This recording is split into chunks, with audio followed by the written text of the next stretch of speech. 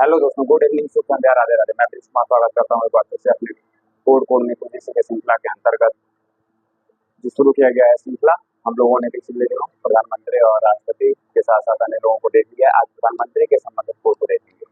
पहले अनुच्छेद को देखा हम लोगों ने, राष्ट्रपति उपराष्ट्रपति से संबंधित, फिर उसके बाद अन्य कोड को देखा जो कि एक फाइल में देखा आपको बना दिया गया है, आप उसको देख सकते हैं। आज हम लोग भारत के प्रधानमंत्रियों के क्रम को सीखेंगे। भारत के प्रधानमंत्री के सभी प्रधानमंत्री के क्रम को कोड कोड में कुछ सीखेंगे। देखते हैं क्या है कोड। कोड क्या है? जलई मुचई रविचन अदई अमन। कोड क्या है? जलई मुचई रविचन अदई अमन। कोड याद रखिएगा, जलई मुचई रविचन अदई अमन। ठीक, जलई मोचई रविचन अदई अमन। ठीक, याद रखिएगा ये कोड। ये कोड अगर आप लोग याद रखेंगे तो सारे प्रधानमंत्रियों का जो अभी तक का क्रम है वो आराम से हो जाएगा। ठीक है, तो शुरू करते हैं। देखते हैं क्या कुछ है खास प्रधानमंत्रियों के कार्यकाल में क्या क्या हुआ है, और इसके बाद अगर ये आप तैयार कर लेते हैं तो आपका सारा डाउट भी लगभग क्लियर हो जाना चाहिए। ठीक है, तो शुरू करते हैं, देखते हैं क्या है। पहला है भारत के पहले प्रधानमंत्री कौन थे? जवाहरलाल नेहरू। भारत के पहले प्रधानमंत्री कौन बने? जवाहरलाल नेहरू बने। और जवाहरलाल नेहरू का जो कार्यकाल है 15 अगस्त 1947 से लेके 27 मई 1964 यानी इनके निधन तक ये भारत के प्रधानमंत्री के रूप में अपने पद पर रहते हैं। ठीक है, भारत के प्रधानमंत्री को शपथ कौन दिलाता है? राष्ट्रपति दिलाते हैं। शपथ यानी भारत के प्रधानमंत्री के शपथ से संबंधित जो अनुसूची है, जिस अनुसूची में है वो तीसरी अनुसूची में है। ठीक है, आपको पता होना चाहिए तीसरी अनुसूची में। दूसरी अनुसूची किसके लिए? वेतन भत्ते के लिए। किसके लिए है? वेतन भत्ते के लिए। चौथी अनुसूची राज्यसभा में सीटों के आवंटन के लिए। चौथी अनुसूची किसके लिए है? राज्यसभा में सीटों के आवंटन के लिए। पांचवी अनुसूची जो है अनुसूचित क्षेत्रों के लिए कुछ प्रावधान है, जिसमें अमे त्रिमी को छोड़ के असम, मेघालय, त्रिपुरा और मिजोरम, असम, मेघालय, त्रिपुरा और मिजोरम को छोड़ दिया जाता है। छठवीं अनुसूची किसके लिए है? अमे त्रिमी यानी असम, मेघालय, त्रिपुरा और मिजोरम के लिए अनुसूचित क्षेत्रों के लिए विशेष उपबंध के बारे में बताया गया है। ठीक है, तो जो प्रधानमंत्री के शपथ से संबंधित अनुसूची वो कौन सी अनुसूची है? वो है तीसरी अनुसूची। कौन सी अनुसूची है? तीसरी अनुसूची है। और तीसरी अनुसूची के अनुसार राष्ट्रपति शपथ दिलाता है। पद और गोपनीयता का शपथ कौन दिलाता है? राष्ट्रपति दिलाता है। राष्ट्रपति की सलाह पर ही राष्ट्रपति जो है प्रधानमंत्री की सलाह पर ही क्या करता है? अन्य मंत्रियों को शपथ दिलाता है। राष्ट्रपति जो है प्रधानमंत्री के सलाह पर ही अन्य मंत्रियों को क्या करता है? शपथ दिलाता है। फिर विभाग का आवंटन किसके द्वारा किया जाता है? प्रधानमंत्री के द्वारा किया जाता है। प्रधानमंत्री की नियुक्ति से संबंधित जो अनुच्छेद है वो किसमें है? अनुच्छेद 75 में है। प्रधानमंत्री और अन्य मंत्रियों की नियुक्ति से संबंधित जो अनुच्छेद है वो किसमें है? अनुच्छेद 75 में है। जबकि प्रधानमंत्री जो राष्ट्रपति है, एक मंत्रिपरिषद की सलाह और सहायता से कार्य करेगा। यह अनुच्छेद 74 में। किसमें? अनुच्छेद 74 में। किसमें? अनुच्छेद 74 में है, याद रखिएगा। तो प्रधानमंत्री, भारत के पहले प्रधानमंत्री पंडित जवाहरलाल नेहरू। पहले प्रधानमंत्री पंडित जवाहरलाल नेहरू को किसी चुनाव के द्वारा नहीं चुना गया था, ये अप्रत्यक्ष निर्वाचन प्रणाली के द्वारा चुने गए थे और इन्हें सीधे नियुक्त कर दिया गया था प्रधानमंत्री। और ये 15 अगस्त 1947 से लेकर 1952 तक ये पहले प्रधानमंत्री के रूप में कार्यकाल करते हैं। यानी पहली लोकसभा जो चुनाव होता है 1952 में, तो इससे पहले तक ये प्रधानमंत्री किसी चुनाव के द्वारा नहीं होते, किसी भी प्रकार के प्रत्यक्ष या अप्रत्यक्ष चुनाव के द्वारा नहीं चुने गए थे। ये अप्रत्यक्ष निर्वाचन के द्वारा चुने गए थे। ठीक है, और फिर प्रधानमंत्री के रूप में इनका जो कार्यकाल रहता है, इस दौरान राष्ट्रपति रहते हैं डॉक्टर राजेंद्र प्रसाद जी। इस दौरान राष्ट्रपति रहते हैं डॉक्टर राजेंद्र प्रसाद। डॉक्टर राजेंद्र प्रसाद के समय में, डॉक्टर राजेंद्र प्रसाद के राष्ट्रपति काल में ही भारत में जो भारत हिंदू विवाह अधिनियम 1955 आया था। हिंदू उत्तराधिकार अधिनियम 1956 आया था। साथ में पहला संविधान संशोधन हुआ था। फिर राज्य पुनर्गठन अधिनियम 1956 आया था। इसी प्रधानमंत्री जवाहरलाल नेहरू के कार्यकाल में ही भाषाई आधार पे पुनर्गठन, राज्यों के पुनर्गठन के लिए फजल अली कमीशन बनाया गया था। इससे पहले धर कमीशन बनाया गया था और फिर जेवीपी कमेटी बनाई गई थी। धर कमीशन एस के धर के अध्यक्षता में बनाया गया था और जेवीपी यानी जवाहर वल्लभ और प्रताप सीतारमैया की एक समिति थी। और साथ में फजल अली कमेटी में हृदयनाथ नेहरू और के.एम. पर्रिकर, तीन लोग थे। हृदयनाथ नेहरू और के.एम. पर्रिकर फजल अली कमेटी में थे। जिसमें सिफारिश जो की थी वो अलग थी। उसमें सिफारिश थी कि 16 राज्य और 3 केंद्र शासित प्रदेश बनाए जाए। किंतु भारत सरकार ने राज्यों का पुनर्गठन करते हुए 1956 में राज्य पुनर्गठन अधिनियम जो पारित किया, उसमें कितने अनुच्छेद रखे, कितने केंद्र शासित प्रदेश रखे? 6 केंद्र शासित प्रदेश और 14 राज्य। 6 केंद्र शासित प्रदेश और 14 राज्यों का पुनर्गठन किया। तो ये प्रधानमंत्री जवाहरलाल नेहरू से संबंधित जो महत्वपूर्ण अनुच्छेद था। फिर भारत चीन युद्ध भी 1962 में होता है। भारत चीन युद्ध भी 1962 में होता है। और 1962 में भारत चीन युद्ध के बाद जब राष्ट्रपति बनते हैं कौन? भारत चीन युद्ध के समय राष्ट्रपति कौन रहता है?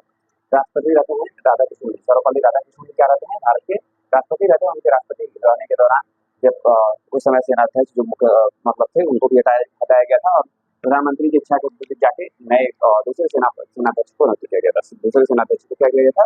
नियुक्त किया गया था। ठीक है दोस्तों, बढ़ते हैं। दूसरे दूसरे प्रधानमंत्री कौन है?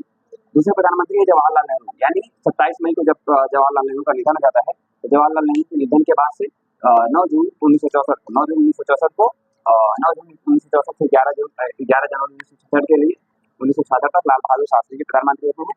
तो जवाहरलाल नेहरू और लाल बहादुर शास्त्री के बीच में कार्यवाहक प्रधानमंत्री के रूप में किसकी नियुक्ति की जाती है? गुलजारीलाल नंदा की। कार्यवाहक प्रधानमंत्री के रूप में किसकी नियुक्ति की जाती है? गुलजारीलाल नंदा जी की। गुलजारीलाल नंदा जी कार्यवाहक प्रधानमंत्री के रूप में काम करते हैं, काफी कम समय तक काम करते हैं। ठीक है, तो कार्यवाहक प्रधानमंत्री पहली बार आते हैं जवाहरलाल नेहरू के निधन के बाद, और ये 15 दिनों के लिए लगभग रहते हैं। और फिर शपथ किसको दिलाई जाती है? लाल बहादुर शास्त्री जी को। लाल बहादुर शास्त्री प्रधानमंत्री के रूप में 9 जून 1964 से लेके 11 जनवरी 1966 तक कार्य करते हैं। ठीक है, तो लाल बहादुर शास्त्री के शासनकाल में भारत पाकिस्तान युद्ध होता है 1965 में। भारत पाकिस्तान युद्ध जो 1965 में होता है, उसके बाद ये 11 जनवरी को 10 जनवरी को गए थे, ताशकंद समझौता हुआ, और फिर इनका 11 जनवरी को निधन हो जाता है ताशकंद में। कहाँ निधन होता है? ताशकंद में। भारत के बाहर जो निधन एकमात्र किसी प्रधानमंत्री का निधन हुआ है, वो है कौन? लाल बहादुर शास्त्री। किसका निधन हुआ है? लाल बहादुर शास्त्री का निधन हुआ है। किसका निधन हुआ है? लाल बहादुर शास्त्री का। लाल बहादुर शास्त्री के निधन के बाद फिर से एक बार गुलजारीलाल नंदा जी को कार्यवाहक प्रधानमंत्री बनाया जाता है। फिर से एक बार गुलजारीलाल नंदा जी को कार्यवाहक प्रधानमंत्री बनाया जाता है, और कार्यवाहक प्रधानमंत्री बनने के बाद फिर से नई जो प्रधानमंत्री नियुक्त होती है, वो है इंदिरा गांधी। शपथ किसको दिया जाता है? इंदिरा गांधी को। इंदिरा गांधी कब से कब तक? 24 जनवरी 1966 से लेकर 24 मार्च 1977 तक पहली बार रहती है। 24 जनवरी 1966 से लेकर 24 जनवरी 1977 तक। इस दौरान 1969 में राष्ट्रपति का चुनाव होता है। राष्ट्रपति चूंकि जाकिर हुसैन जी का, ठीक है, जाकिर हुसैन जी का असामयिक निधन हो जाता है। जाकिर हुसैन जी के असामयिक निधन के बाद से बीबी गिरी जी राष्ट्रपति बनते हैं। 1974 तक ये राष्ट्रपति रहते हैं। और इस दौरान 25वां संविधान संशोधन, 24वां संविधान संशोधन, बहुत महत्वपूर्ण संविधान संशोधन किया गया। फिर सबसे महत्वपूर्ण 42वां संविधान संशोधन किया गया, जिसके द्वारा लोकसभा का कार्यकाल 1 वर्ष के लिए बढ़ा दिया गया। जबकि हमको पता है कि लोकसभा का कार्यकाल कितना होता है? 5 वर्ष होता है, लेकिन 42वें संविधान संशोधन के द्वारा लोकसभा का कार्यकाल 1 वर्ष के लिए बढ़ा दिया गया। कितना बढ़ा दिया गया? 1 वर्ष के लिए बढ़ा दिया गया। और फिर ये 1977 में जब चुनाव होता है, 1977 में इंदिरा गांधी जी चुनाव हार जाते हैं। लेकिन इससे पहले भारत में परमाणु परीक्षण 18 मई 1974 को पहला परमाणु परीक्षण 18 मई 1975 को पहला परमाणु परीक्षण कर लिया जाता है। 18 मई 1974 को परमाणु परीक्षण किया जाता है। उस परमाणु परीक्षण की जो होता है, अत्यंत ही महत्वपूर्ण श्रृंखला रहती है परमाणु परीक्षण की, 18 मई को होता है। इसका जो कोड वर्ड रहता है स्माइलिंग बुद्धा, पूर्णिमा के दिन होता है, बुद्ध पूर्णिमा के दिन, और कोड वर्ड रहता है स्माइलिंग बुद्धा। 18 मई को ये परीक्षण हुआ था, याद रखिएगा, 18 मई को हुआ था। और ये परीक्षण भारत का पहला परमाणु परीक्षण, भारत परमाणु शक्ति संपन्न देश हो चुका था। उस समय तक एनएसजी आ चुकी थी। ठीक है, एनएसजी आ चुकी थी, और एनएसजी में भारत अभी सदस्य नहीं है, जबकि भारत एमपीसीआर, फिर ऑस्ट्रेलिया ग्रुप, और फिर ऑस्ट्रेलिया ग्रुप एमपीसीआर में भारत सदस्य बन चुका है। ठीक है, एमपीसीआर ऑस्ट्रेलिया ग्रुप में भारत सदस्य बन चुका है, जबकि एनएसजी में भारत सदस्य अभी नहीं बना है। ठीक है, आगे बढ़ते हैं। इंदिरा गांधी के शासनकाल में महत्वपूर्ण चीजें जो बता दिया। फिर चुनाव होता है और जनता पार्टी की सरकार बनती है। जनता पार्टी की सरकार में मोरारजी देसाई 24 मार्च 1977 से लेकर 28 जुलाई 1979 तक प्रधानमंत्री के रूप में कार्य करते हैं। कब से? 24 मार्च 1977 से 28 जुलाई 1979 तक। और फिर ये 42वें संविधान संशोधन के द्वारा, यानी इंदिरा गांधी के प्रधानमंत्री के काल में जो महत्वपूर्ण संविधान में संशोधन किए गए थे, संविधान में परिवर्तन किए गए थे, उसे 42वें संविधान संशोधन द्वारा 44वें संविधान संशोधन द्वारा क्या किया गया? उलट दिया गया। 44वें संविधान संशोधन द्वारा बदल दिया गया। यानी 44वें संविधान संशोधन में 42वें संविधान संशोधन के द्वारा जो संविधान बदलने की गलती की गई थी इंदिरा गांधी के द्वारा, उसे क्या किया गया? खत्म कर दिया गया। उसे बदल के फिर से पुरानी चीजों को लाया गया। और एक सबसे महत्वपूर्ण बदलाव जो बहुत पूछता है, अनुच्छेद 352 के तहत भारत में जो राष्ट्रीय आपातकाल की घोषणा होती है, जिसमें 3 शब्द हैं, युद्ध, बाह्य आक्रमण और आंतरिक अशांति। युद्ध, बाह्य आक्रमण और आंतरिक अशांति।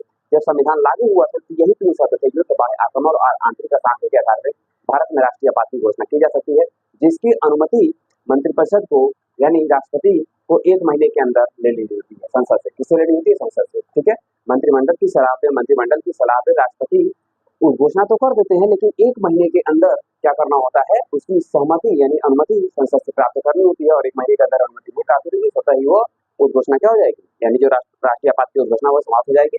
किंतु 1 महीने के अंदर कर लिया तो 6 महीने के लिए ये लागू रहेगा। फिर तो 6 महीने के लिए ये बढ़ाया जा सकता है। फिर तो 6 महीने के लिए बढ़ाया जा सकता है। ठीक है, तो मोरारजी देसाई के शासनकाल में जब 44वां संविधान संशोधन होता है, उसमें जो आंतरिक अशांति शब्द था उसे हटाकर सशस्त्र विद्रोह शब्द का प्रयोग किया गया। सशस्त्र विद्रोह याद रखिएगा, आर्म रेबेलियन, यानी अगर आर्म रेबेलियन यानी सशस्त्र विद्रोह की स्थिति हो जाती है किसी राज्य में या किसी देश के किसी भाग में, तब मतलब सशस्त्र विद्रोह के आधार पर राष्ट्रीय आपात की घोषणा राष्ट्रपति कर सकता है। अन्यथा युद्ध बाह्य आक्रमण के आधार पर भारत में राष्ट्रीय आपात की घोषणा होगी। भारत में राष्ट्रीय आपात की घोषणा अब तक 3 बार हुई है। एक बार हुई थी भारत चीन युद्ध के समय, दूसरी बार हुई थी भारत पाकिस्तान युद्ध के समय, और जो तीसरी हुई थी आंतरिक अशांति के आधार पे। तो भारत पाकिस्तान का युद्ध चल रहा था, उसी की घोषणा में आंतरिक अशांति शामिल हो गई। ठीक है, भारत चीन युद्ध के बाद जो पहली भारत चीन युद्ध हुआ था 1962 में, उसके बाद पहले अभी राष्ट्रीय आपात चल ही रहा था कि भारत और पाकिस्तान के बीच युद्ध हुआ, और ये पहली घोषणा के दौरान यानी पहला राष्ट्रीय आपातकाल के दौरान ही क्या हुआ, निपटा दिया गया। ठीक है, आगे बढ़ते हैं। मोरारजी देसाई 44वां संविधान संशोधन याद रखिएगा। फिर चौधरी चरण सिंह बनते हैं। चौधरी चरण सिंह 28 जुलाई 1979 से लेके 14 जनवरी 1980 तक रहते हैं। 28 जुलाई 1979 से लेके 14 जनवरी 1980 तक रहते हैं, और इनके समय में बहुत महत्वपूर्ण कोई सुधार नहीं होता है। ठीक है, फिर एक बार चुनाव होता है, एक बार फिर से, और चुनाव में फिर भी इंदिरा गांधी की विजयी होती है। कौन विजयी होता है? इंदिरा गांधी की विजयी होती है। और इंदिरा गांधी फिर से 14 जनवरी 1980 से लेके 31 अक्टूबर 1984 यानी अपने निधन से निधन तक, यानी अपने निधन होने तक, मतलब मृत्यु तक ये प्रधानमंत्री के रूप में कार्य करती है। 31 अक्टूबर 1984 को इनका निधन होता है, इनका देहांत हो जाता है। इनके जो अंगरक्षक थे, अंगरक्षकों के द्वारा इनको गोली मार के इनकी हत्या कर दी जाती है। ठीक है, फिर इंदिरा गांधी के दौरान बहुत अधिक पावरफुल के रूप में थी, लेकिन काम बहुत अच्छे से कर रही थी। फिर उसके बाद जैसे इंदिरा गांधी का निधन होता है, राजीव गांधी को प्रधानमंत्री बनाया जाता है। राजीव गांधी 31 अक्टूबर 1984 से लेकर 1 दिसंबर 1989 तक रहते हैं, और इस दौरान जब लोकसभा का चुनाव होता है उसमें प्रचंड बहुमत के साथ राजीव गांधी की सरकार बनाते हैं, और पहली बार कोई पार्टी 400 से अधिक सीटें प्राप्त करके सरकार बनाने में सफल होती है। और 400 से अधिक सीटें प्राप्त करने के बाद राजीव गांधी जी को एक ऐसा डर हो गया था कि हो सकता हो कि सत्ता टूट जाए, पार्टियां टूटे, पार्टी टूट के दल बदल हो। दल बदल रोकने के लिए दल बदल अधिनियम आया, दल बदल निरोधक अधिनियम आया। दल बदल निरोधक अधिनियम किस संविधान संशोधन के द्वारा आया गया? तो 52वें संविधान संशोधन के द्वारा संविधान में 10वीं अनुसूची जोड़ी गई। संविधान में 10वीं अनुसूची जोड़ी गई, यानी संविधान की 10वीं अनुसूची का संबंध दल बदल से है। संविधान के 52वें संविधान संशोधन का 52वें संविधान संशोधन का संबंध किससे है? तो दल बदल से है। संविधान का 52वां संविधान संशोधन कब किया गया था? 1985 में किया गया था। संविधान का 52वां संविधान संशोधन किसके द्वारा किया गया था? उस समय राष्ट्रपति थे ज्ञानी जैल सिंह, और प्रधानमंत्री कौन था? प्रधानमंत्री थे राजीव गांधी। प्रधानमंत्री कौन थे? राजीव गांधी थे। ठीक है, फिर बनते हैं चंद्रशेखर। 10 नवंबर 1990 से लेके 21 जून 1991 तक, 21 जून 1991 तक, 21 जून को विश्व योग दिवस भी मनाया जाता है। 21 जून को क्या मनाया जाता है? विश्व योग दिवस भी मनाया जाता है। 21 जून को क्या मनाया जाता है? विश्व योग दिवस मनाया जाता है। 21 जून को क्या मनाया जाता है? विश्व योग दिवस मनाया जाता है। ठीक है, फिर उसके बाद प्रधानमंत्री कौन बनते हैं? राजीव गांधी के बाद प्रधानमंत्री वीपी सिंह बनते हैं। वीपी सिंह जो है 2 दिसंबर 1989 से लेकर 10 नवंबर 1990 तक रहते हैं। और फिर वीपी सिंह के बाद बनते हैं चंद्रशेखर। वीपी सिंह के बाद बनते हैं चंद्रशेखर। चंद्रशेखर 10 नवंबर 1990 से लेकर 21 जून 1991 तक रहते हैं। ठीक है, इस दौरान बहुत महत्वपूर्ण परिवर्तन होता है। राजीव गांधी जी जब राजीव गांधी जी प्रधानमंत्री थे, इन्होंने संविधान में संशोधन करके जो चुनाव आयोग था, चुनाव आयोग को 3 सदस्यीय बना दिया था। चुनाव आयोग को 3 सदस्यीय बना दिया था। लेकिन जैसे ही वीपी सिंह प्रधानमंत्री बनते हैं, फिर से चुनाव आयोग को 1 सदस्यीय बनाते हैं, और 1 सदस्यीय बनने के बाद फिर से चुनाव आयोग जो है 1993 में एक बार फिर से 3 सदस्यीय बनता है, और उससे लेकर आज तक 3 सदस्य ही बना रह जाता है, 3 सदस्य ही बना रह गया। ठीक है, फिर बनते हैं पीवी नरसिम्हा राव। पीवी नरसिम्हा राव बहुत महत्वपूर्ण है। पीवी नरसिम्हा राव के दौरान 21 जून 1991 को बनते हैं, 16 मई 1996 तक। पीवी नरसिम्हा राव जब प्रधानमंत्री रहते हैं, प्रधानमंत्री रहने के दौरान ही सबसे महत्वपूर्ण जो भारत की नई आर्थिक नीति आई थी, एलपीजी यानी लिबरलाइजेशन, प्राइवेटाइजेशन और ग्लोबलाइजेशन, यानी निजीकरण, उदारीकरण और वैश्वीकरण की जो नीति आई थी, ये किसके शासनकाल में आई थी? तो ये आई थी नरसिम्हा राव के समय में। किसके समय में आई थी? नरसिम्हा राव के समय में आई थी। और फिर नरसिम्हा राव के समय में ही पीवी नरसिम्हा राव जो प्रधानमंत्री थे, उस दौरान भी बहुत महत्वपूर्ण परिवर्तन हुए थे। उस दौरान बहुत महत्वपूर्ण परिवर्तन हुआ। फिर उसी दौरान पीवी नरसिम्हा राव प्रधानमंत्री के काल में 73वां संविधान संशोधन और 74वां संविधान संशोधन होता है, जो कि पंचायती राज से संबंधित है और नगर पालिकाओं से संबंधित, नगर पंचायतों से संबंधित है। जो 73वां संविधान संशोधन है, उसके द्वारा संविधान में 11वीं अनुसूची जोड़ी गई, और जो 74वां संविधान संशोधन है, उसके द्वारा संविधान में 12वीं अनुसूची जोड़ी गई। संविधान में 12वीं अनुसूची जोड़ी गई, और इससे जो पंचायती चुनाव होता है, पंचायत भारत में त्रिस्तरीय पंचायती राज व्यवस्था का भी शुरुआत हो जाता है। 1992 में जो संविधान संशोधन होता है, 73वां संविधान संशोधन और 74वां संविधान संशोधन जो लागू होता है क्रमशः 1993 और 1994 में। ठीक है दोस्तों, याद रखिएगा 1993 में लागू होता है, 24 अप्रैल 1993 को लागू होता है कौन सा 73वां संविधान संशोधन, और फिर 1 जून 1993 को लागू होता है कौन सा 74वां संविधान संशोधन। ठीक है, तो याद रखिएगा नरसिम्हा राव के समय में ही क्या हुआ था, भारत में मुद्रा को गिरवी रखने की स्थिति बन चुकी थी, भारतीय अर्थव्यवस्था बहुत ही डावाडोल बन चुकी थी। उस दौरान वित्त मंत्री बनाए जाते थे डॉक्टर मनमोहन सिंह। डॉक्टर मनमोहन सिंह के द्वारा जो ये एलपीजी लाई जाती है, ये अत्यंत महत्वपूर्ण होती है। ठीक है, एलपीजी, ठीक, याद रखिएगा। फिर नरसिम्हा राव के शासनकाल के दौरान ही, यानी नरसिम्हा राव जब प्रधानमंत्री बनते हैं, इस दौरान ही लुक ईस्ट की पॉलिसी, यानी नेवर फर्स्ट की पॉलिसी जो आती है, लुक ईस्ट, यानी जो हम आसियान देशों के साथ, यानी दक्षिण पूर्व एशियाई देशों के साथ जो भारत का संबंध होता है, वो मजबूत करने के लिए लुक ईस्ट पॉलिसी की शुरुआत की जाती है, जिसे 2014 में प्रधानमंत्री नरेंद्र मोदी के द्वारा एक्ट ईस्ट पॉलिसी के रूप में परिवर्तित कर दिया था। किसमें परिवर्तित किया जाता है? एक्ट ईस्ट पॉलिसी में परिवर्तित किया जाता है, जबकि प्रधानमंत्री नरसिम्हा राव के द्वारा लाया जाता है लुक ईस्ट पॉलिसी। पहले हम पूर्व की ओर देखेंगे, अपूर्व के साथ क्रिया करेंगे, पूर्व के साथ क्रिया करेंगे कि नीति प्रधानमंत्री नरेंद्र मोदी के द्वारा लाई जाती है। फिर पीवी नरसिम्हा राव के बाद अटल बिहारी वाजपेयी जी प्रधानमंत्री बनते हैं और सबसे कम समय का कार्यकाल इनका रहता है। 13 दिन की पहली बार सरकार बनती है, 13 दिन में इनकी सरकार गिर जाती है, 13 दिन में इनकी सरकार गिर जाती है। फिर एच डी देवगौड़ा बनते हैं 1 जनवरी 1996 से लेके 21 अप्रैल 1997 तक, और फिर सबसे महत्वपूर्ण आते हैं इंद्र कुमार गुजराल। कौन आते हैं? इंद्र कुमार गुजराल, आईटी गुजराल। आईटी गुजराल के समय ही गुजराल डॉक्ट्रिन आती है, भारतीय विदेश नीति से संबंधित, भारत की विदेश नीति से संबंधित गुजराल डॉक्ट्रिन आती है 1997 में। कब आती है? 1997 में, और जो कि अपने पड़ोसी देशों के साथ संबंध बनाने के लिए गुजराल डॉक्ट्रिन थे। ठीक है, फिर आते हैं अटल बिहारी वाजपेयी 19 मार्च 1998 से लेके 19 मार्च 1998 से लेकर 22 मई 2004 तक। इसी दौरान 11 मई 1998 और 13 मई 1998 को 13 मई 1998, 11 मई 1998 को भारत का दूसरा परमाणु परीक्षण किया जाता है, जिसका कोड वर्ड व्हाइट हाउस सतह, जिसका कोड वर्ड था व्हाइट हाउस सतह। इसमें हमारे जो पूर्व राष्ट्रपति थे एपीजे अब्दुल कलाम जी और अन्य बहुत महत्वपूर्ण जो परमाणु वैज्ञानिक थे, उन लोगों ने बहुत शांतिपूर्ण ढंग से कार्य किया और अंततः भारत को परमाणु शक्ति संपन्न देश घोषित कराने में सफलता प्राप्त कर ली। भारत को परमाणु शक्ति संपन्न देश घोषित कराने में सफलता प्राप्त कर ली, और उन्हीं के प्रयासों से, यानी प्रधानमंत्री अटल बिहारी वाजपेयी के शासनकाल के दौरान जो व्हाइट हाउस सतह के नाम कोड वर्ड से किया गया था 11 मई 1998 और 13 मई 1998 को परमाणु परीक्षण, यह भारतीय सुरक्षा की दृष्टि से, यानी भारत के जो परमाणु शक्ति संपन्न बनाने में सबसे महत्वपूर्ण साबित हुआ, भारत में सबसे महत्वपूर्ण साबित हुआ। ठीक है, फिर बनते हैं मनमोहन सिंह। मनमोहन सिंह 22 मई 2004 से 22 मई 2004 से 22 मई 2004 से 22 मई 2004 से लेकर 26 मई 2014 तक, यानी प्रधानमंत्री मनमोहन सिंह रहते हैं 22 मई 2004 से लेकर 26 मई 2014 तक। और इस दौरान बहुत महत्वपूर्ण परिवर्तन होते हैं। जो सत्ता है वो सत्ता एक पार्टी से लेकर बहुत सारी पार्टियों के बीच चलती है, और बहुत अधिक सुधार तो नहीं कर पाते मनमोहन सिंह, काफी तथापि अर्थव्यवस्था बहुत ही आगे बढ़ती है, अर्थव्यवस्था आगे बढ़ती है, अर्थव्यवस्था आगे बढ़ती है। ठीक है, बढ़ते हैं आगे। नरेंद्र मोदी जी 2014 में प्रधानमंत्री बनते हैं, 26 मई 2014 से 26 मई 2014 से प्रधानमंत्री बनते हैं, 26 मई 2014 से प्रधानमंत्री बनते हैं, और अब तक वो प्रधानमंत्री है, तीसरी बार उन्होंने शपथ ली है। यानी अकेले अपने दम पर किसी व्यक्ति के द्वारा अगर सरकार बनाई गई है, तो जवाहरलाल नेहरू के बाद प्रधानमंत्री नरेंद्र मोदी के द्वारा तीसरी बार सरकार बनाया गया है। और इससे पहले प्रधानमंत्री जवाहरलाल नेहरू के द्वारा 3 बार सरकार बनाई गई, 1952, 1957, 1962 में सरकार बनाई गई थी कांग्रेस की, और फिर उसके बाद से फिर मिली जुली सरकार का दौर शुरू हो गया था। मिली जुली सरकार का दौर 2014 से चलता है, और फिर 2014 के बाद किसी पार्टी को जो सब बहुत बड़े पैमाने पर सफलता मिलती है 2014 में मिलती है, जबकि 1985 में इससे पहले सबसे बड़े पैमाने पर इंदिरा गांधी का जब निधन हुआ था असामयिक रूप से, तो उन्हें मिली थी, नहीं तो फिर बहुत अधिक सफलता नहीं मिली है।